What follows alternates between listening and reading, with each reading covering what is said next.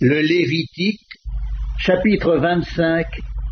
L'Éternel parla à Moïse sur la montagne de Sinaï et dit: Parle aux enfants d'Israël et tu leur diras: Quand vous serez entrés dans le pays que je vous donne, la terre se reposera. Ce sera un sabbat en l'honneur de l'Éternel. Pendant 6 années, tu ensemenceras ton champ. Pendant 6 années, tu tailleras ta vigne et tu en recueilleras le produit. Mais la 7e année sera un sabbat, un temps de repos pour la terre, un sabbat en l'honneur de l'Éternel. Tu n'ensemenceras point ton champ et tu ne tailleras point ta vigne. Tu ne moissonneras point ce qui proviendra des grains tombés de ta moisson, et tu ne vendangeras point les raisins de ta vigne non taillés. Ce sera une année de repos pour la terre. Ce que produira la terre pendant son sabbat vous servira de nourriture à toi, à ton serviteur et à ta servante, à ton mercenaire et à l'étranger qui demeure avec toi, à ton bétail et aux animaux qui sont dans ton pays. Tout son produit servira de nourriture. Tu compteras 7 sabbats d'année, 7 fois 7 années, et les jours de ces 7 sabbats d'année feront 49 ans. Le 10e jour du 7e mois, tu feras retentir les sons éclatants de la trompette. Le jour des expiations, vous sonnerez de la trompette dans tout votre pays. Et vous sanctifierez la 50e année. Vous publierez la liberté dans le pays pour tous ses habitants. Ce sera pour vous le jubilé. Chacun de vous retournera dans sa propriété et chacun de vous retournera dans sa famille. La 50e année sera pour vous le jubilé. Vous ne sèmerez point, vous ne moissonnerez point ce que les champs produiront d'eux-mêmes, et vous ne vendangerez point la vigne non taillée. Car c'est le jubilé, vous le regarderez comme une chose sainte. Vous mangerez le produit de vos champs. Dans cette année de jubilé, chacun de vous retournera dans sa propriété. Si vous vendez à votre prochain, ou si vous achetez de votre prochain, qu'aucun de vous ne trompe son frère. Tu achèteras de ton prochain en comptant les années depuis le jubilé, et il te vendra en comptant les années de rapport. Plus il y aura d'années, plus tu élèveras le prix, et moins il y aura d'années, plus tu le réduiras, car c'est le nombre des récoltes qu'il te vend. Aucun de vous ne trompera son prochain, et tu craindras ton Dieu, car je suis l'Éternel, votre Dieu. Mettez mes lois en pratique, observez mes ordonnances et mettez-les en pratique, et vous habiterez en sécurité dans le pays. Le pays donnera ses fruits, vous mangerez à satiété, et vous y habiterez en sécurité. Si vous dites: Que mangerons-nous la 7e année, puisque nous ne sèmerons point et ne ferons point nos récoltes? Je vous accorderai ma bénédiction la 6e année, et elle donnera des produits pour 3 ans. Vous sèmerez la 8e année, et vous mangerez de l'ancienne récolte. Jusqu'à la 9e année, jusqu'à la nouvelle récolte, vous mangerez de l'ancienne. Les terres ne se vendront point à perpétuité, car le pays est à moi, car vous êtes chez moi comme étrangers et comme habitants. Dans tout le pays dont vous aurez la possession, vous établirez le droit de rachat pour les terres. Si ton frère devient pauvre et vend une portion de sa propriété, celui qui a le droit de rachat, son plus proche parent, viendra et rachètera ce qu'a vendu son frère. Si un homme n'a personne qui ait le droit de rachat et qu'il se procure lui-même de quoi faire son rachat, il comptera les années depuis la vente, restituera le surplus à l'acquéreur et retournera dans sa propriété. S'il ne trouve pas de quoi lui faire cette restitution, ce qu'il a vendu restera entre les mains de l'acquéreur jusqu'à l'année du jubilé. Au jubilé, il retournera dans sa propriété et l'acquéreur en sortira.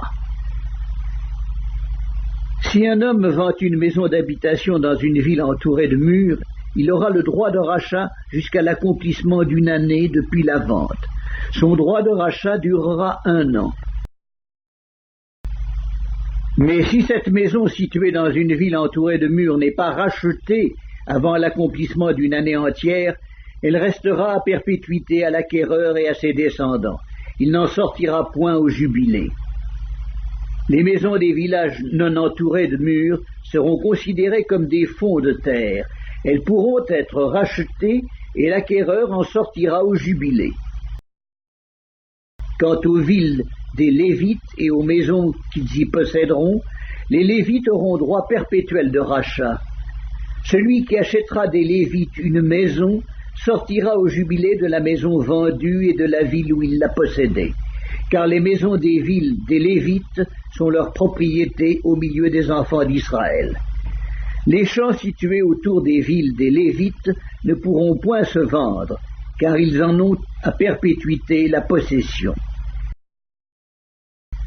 Si ton frère devient pauvre et que sa main fléchisse près de toi, tu le soutiendras. Tu feras de même pour celui qui est étranger et qui demeure dans le pays, afin qu'il vive avec toi. Tu ne tireras de lui ni intérêt ni usure, tu craindras ton Dieu, et ton frère vivra avec toi. Tu ne lui prêteras point ton argent à intérêt, et tu ne lui prêteras point tes vivres à usure. Je suis l'Éternel, ton Dieu, qui vous ai fait sortir du pays d'Égypte, pour vous donner le pays de Canaan, pour être votre Dieu. Si ton frère devient pauvre près de toi, et qu'il se vende à toi, tu ne lui imposeras point le travail d'un esclave. Il sera chez toi comme un mercenaire, comme celui qui y demeure.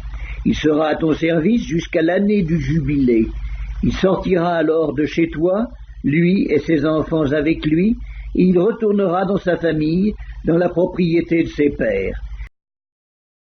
Car ce sont mes serviteurs que j'ai fait sortir du pays d'Égypte.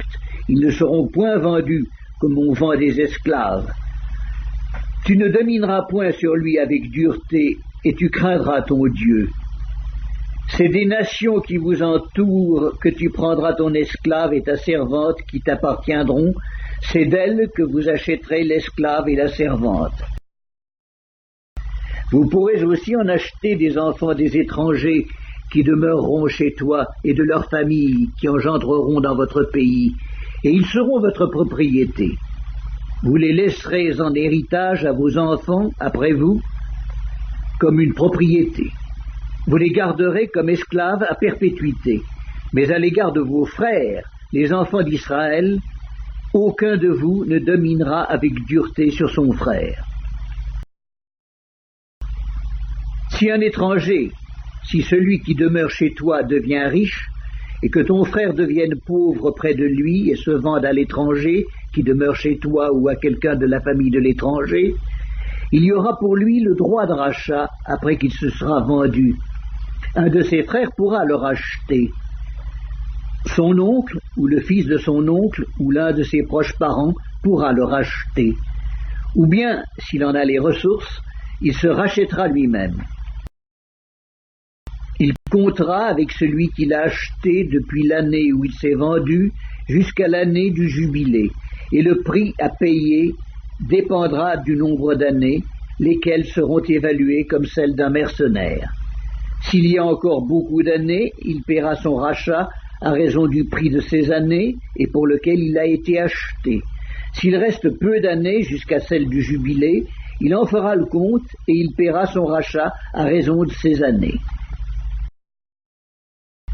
Il sera comme un mercenaire à l'année, et celui chez qui il sera ne le traitera point avec dureté sous tes yeux.